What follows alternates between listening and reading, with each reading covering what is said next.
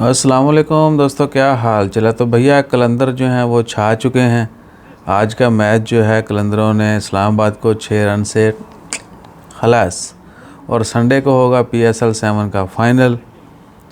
तो जो कलंदर अभी धमाल डाल रहा है वो हाज़िरी ज़रूर लगवाइएगा।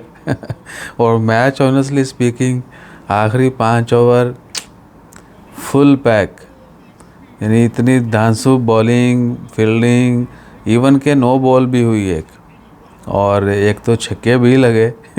आसिफ अली बेचारा जो है ना वो साबित नहीं कर सका कि वो अच्छा हिटर है। उसने कुछ मैचेस जितवाए हैं लेकिन ये मैच बहुत आसान था जो वो नहीं जितवा सका। यानी उसके ऊपर उम्मीदें थी कि आसिफ अली एंड पे 2-4 छक्के लगाएगा, बाउंड्रीज लगेंगी, लेकिन उसने टाइम से पहले जो है ना वो आउट हो गया। तो गुड लक फॉर इस्लामाबाद और मुबारकबाद फॉर लाहौर, और आप सबको भी जो लाहौर कलंदर को सपोर्ट करते हैं।